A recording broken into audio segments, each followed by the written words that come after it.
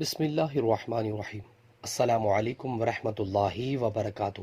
رسول اللہ صلی اللہ علیہ وسلم نے فرمایا، قیامت کی نشانیوں میں سے ہے کہ تم ایسی قوم سے جنگ کرو گے جو بالوں کی جوتیاں پہنے ہوں گے یا ان کے بال بہت لمبے ہوں گے، اور قیامت کی ایک نشانی یہ ہے کہ ان لوگوں سے لڑو گے جن کے منہ چوڑے چوڑے ہوں گے، گویا ڈھالیں ہیں چمڑا جمی ہوئی، یعنی بہت موٹے منہ والے ہوں گے۔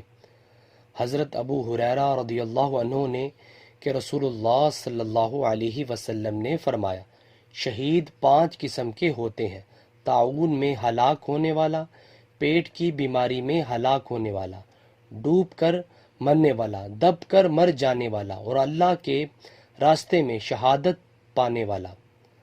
غزوہ احزاب خندق کے موقع پر رسول اللہ صلی اللہ علیہ وسلم نے مشرکین کو یہ بد دعا دی، اے اللہ ان کے گھروں اور قبروں کو آگ سے بھر دے، انہوں نے ہم کو صلاۃ وسطی عصر کی نماز نہیں پڑھنے دی۔ یہ آپ صلی اللہ علیہ وسلم نے اس وقت فرمایا جب سورج غروب ہو چکا تھا اور عصر کی نماز قضا ہو گئی تھی۔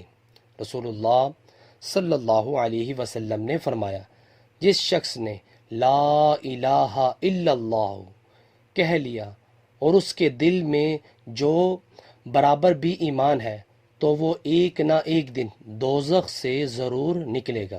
نیچے والا موجود ہے۔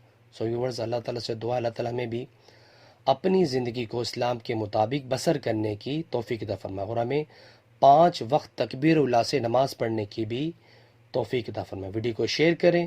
جزاک اللہ۔ السلام علیکم ورحمۃ اللہ وبرکاتہ۔